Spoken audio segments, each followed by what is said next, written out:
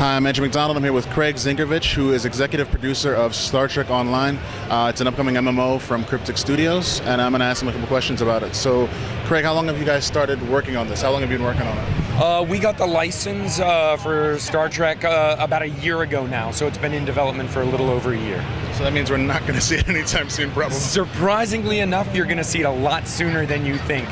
Cryptic Studios, I mean, we did City of Heroes, City of Villains, Champions. We have a core technology that's really, really cool. It's just awesome. We basically had an up and running prototype of space combat 4 weeks after we got the license. So we're pretty far along. I think it's going to come out a lot sooner than most people think. So how is this going to be different than other Cryptic Studios properties, and even in terms of like another big one, Star Wars Online, how is this going to be different than those? Aside from the fact that it is Star Trek, one of the things that we did when we approached the design of the game, we didn't want to take the standard MMO template and then just try to jam Star Trek on top of it. Because truthfully, that probably wouldn't work for Star Trek. Star Trek has never been known for being the most action-packed. It has that, but it's not always, you know, Captain Kirk and everybody doesn't always go down to planets and just go, aliens, boom, blow them away. Yeah, exactly. I mean, it's it's story driven, and so I mean, we really sat down and we were like, okay, what is Star Trek? What are the most important things about Star Trek? What do we want to experience in Star Trek? And then we kind of figure out how to make an MMO out of that. I mean, there's a lot of interesting ideas I hear. You know, first off, everybody starts off, everybody's a captain. Yes. Everybody has their own ship. Everybody, you know, there's missions that are varied from space travel to space battles to away missions when you're on the surface of things. Yep. I mean, how do you combine all those elements and make, you know, one big fluid game? Is it easier than it sounds, or is it?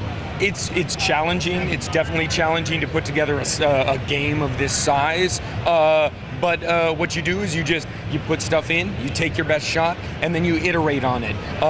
One of the funnest parts of the week for me, and I hope for the majority of the team, is everybody sits down and plays the game at least once a week. I mean, the design team's playing constantly, I'm playing as much as I can, but everybody on the team, the art, the QA, the community people, we play the game on a weekly basis, and then afterwards we sit down and we talk about what works, what doesn't work, and we iterate on it and try to make some cool changes for next week. So I know the game is taking place, I don't know, maybe 50, 60 years from, I guess, current Star Trek continuity, something like that, like Next Generation Voyager. It takes place in the year 2409, which is 30 years after Star Trek Nemesis, which was the last major film that came out. The Khitomer Accords have broken down, Klingon, Federation, pretty much at each other's throats. It's a pretty exciting time in the universe. So does that give you, I guess, a little bit more leeway, since you can practically say, well, these characters are old now, they're all dead, they're not there anymore. There's no Captain Picard saving the day, and Mr. Spock he's just an ancient Vulcan by now, so he's not showing up anywhere. I mean, is it going to be all new characters? Will you see some old ones in it? You'll definitely see locations that you know. I mean, the characters in the shows. Obviously, there were events that happened that put other things into motions. We'll be playing those storylines. You're probably not going to see any of those NPCs in the game, but who knows? Maybe the Descendants will show up. And I guess the only other thing is, what does this game do different than another MMO? What does Star Trek do that's a little different than other ones that you're kind of proud of? To me, it does so many things. One of the things that I'm proud of is the space and ground gameplay, and how you go back and forth, and how your environment is constantly changing. It really adds a different dimension to the game. That's probably the thing that I'm most enamored with right now. And I guess the only thing people are going to wonder, because I'm sure people out there have visions of the idea that, okay, I'm going to be captain of a ship, and I'm going to make a big group of people on the online, and they're all going to be on my ship and working for me. I mean, is that still going to be possible? Like, you know, a lot of games have super groups or guilds and things like that. Can you have your own ship and then start a guild, and you have Starship McDonald and have a bunch of people living on it and working for you on it?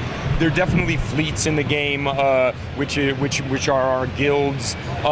When we started with the game, it was either, okay, let's try to do everything in the Star Trek universe. Let's try to make it so that you can just be the navigator, the communications officer on a bridge, or we kind of looked at that, saw how daunting that would be, and was like, all right, well, everybody at some point in time is going to want to fly their ship. Everybody at some point in time is going to want to be a captain. So we're like, let's focus on that core. Let's get that there. And as we're doing it, let's just make sure that we don't close the door on adding those things later after launch. I mean, in truth, as fun as that sounds for everybody to be able to have a role on the ship, someone's going to get stuck cleaning out the Jeffrey stoops, and that's not going to be fun. You're not going to enjoy it. And if you're just Uhura picking up the phone all day on the Enterprise, again, not much fun. She doesn't go on many away missions.